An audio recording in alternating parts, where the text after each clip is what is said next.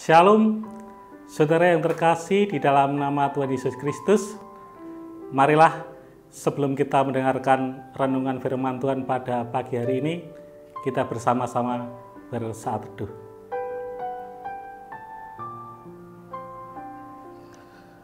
Renungan firman Tuhan terambil dari Matius 13 ayat yang ke-9. Siapa bertelinga, hendaklah ia mendengar. Saudara yang terkasih di dalam nama Tuhan Yesus Kristus, tema renungan firman Tuhan pada pagi hari ini yaitu sikap mendengarkan. Mungkin kita pernah mendengar kata-kata hoax, yaitu berita bohong, berita yang tidak benar. Berita hoax tersebut sengaja dibuat oleh seseorang atau beberapa orang atau kelompok untuk kepentingan dan kepuasan kelompok tersebut. Tentu berita yang demikian tidak berguna dan bahkan sangat merugikan bagi orang yang mempercayainya. Di zaman yang penuh dengan berita ini, kita tidak mudah mendapatkan berita-berita yang benar.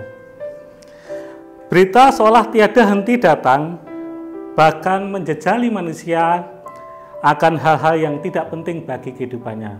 Sebagai contoh, ada berita yang mengatakan kamu akan bahagia kalau kamu memakai barang ini. Begitu juga ada kita akan sukses kalau kita bergabung dengan kelompok ini. Ada lagi, kamu akan sehat selalu kalau memakai barang ini atau barang itu.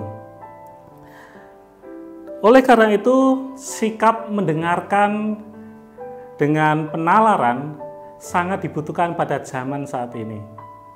Saudara yang terkasih di dalam nama Tuhan Yesus, Tuhan Yesus menekankan dengan ayat ini, siapa bertelinga, hendaklah ia mendengar.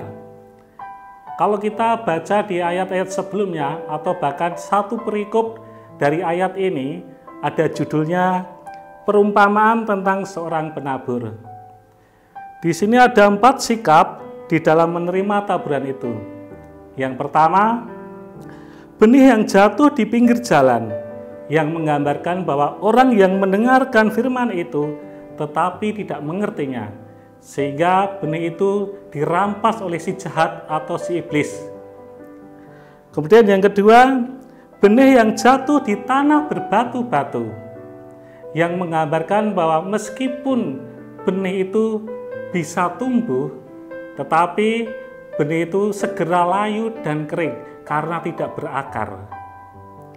Dan yang ketiga, benih yang jatuh di tengah semak duri, yang menggambarkan orang yang mendengarkan firman itu, lalu karena kekhawatiran dunia dan tipu daya kekayaan yang menghimpitnya, sehingga benih itu tidak bisa berbuah. Dan yang keempat, benih yang jatuh di tanah yang baik. Ini menggambarkan orang yang mendengarkan firman itu dan mengerti, sehingga benih itu berbuah 100 kali lipat, 60 kali lipat, dan 30 kali lipat. Saudara yang terkasih di dalam nama Tuhan Yesus, jika kita ingin jadi pengikut Tuhan Yesus, kita perlu budi pekerti yang utuh untuk bisa mendengarkan, bisa merasakan, dan bisa menentukan tindakan.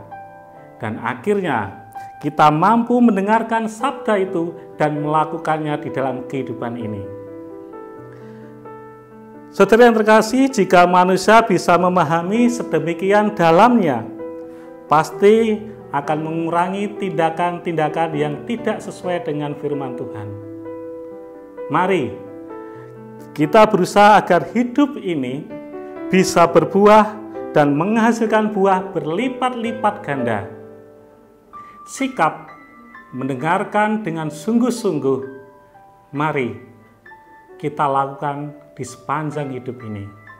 Demikian firman Tuhan, Tuhan memberkati. Amin.